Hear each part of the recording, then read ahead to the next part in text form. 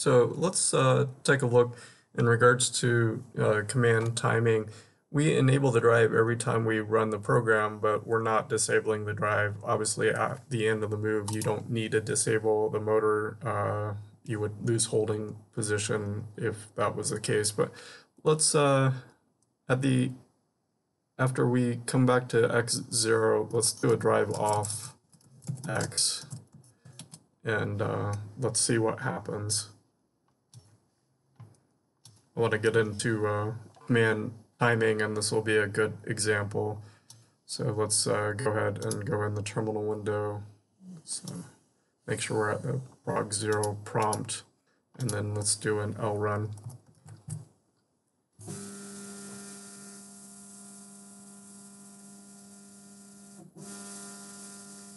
So you'll see that it goes out to 5, then we get this error message, and then it comes back to 0. So it says not valid while in motion. What we can do is do a list line number. So that error occurred in line 70. 70 is a drive off X. So it was coming back to X0, and then it was trying to disable the drive while it was still in motion. So that's what that error means. So if we go back to our program, we would actually want to inhibit and wait until the axis stops moving, right? So the moving bit on master 0, which is tied to program 0, is bit 516. So we would want to wait until bit 516 turns off. So the minus is waits until it turns off.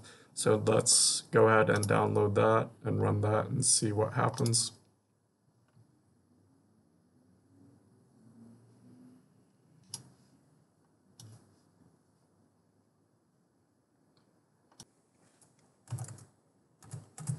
Let's clear the display and run again.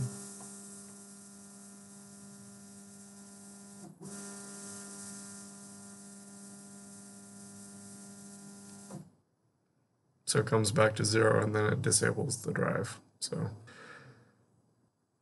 if we go back and look at the program, so the way the commands execute is if it's doing a move, it's going to stop and wait on the x0 until the x5 move is done. On the x0, it will start the move back to 0 and then continue the rest of the program flow. So then you could jump into a loop, checking for status, turning on different outputs. So here this forces us to stop until the x0 move is done before it executes the drive off command.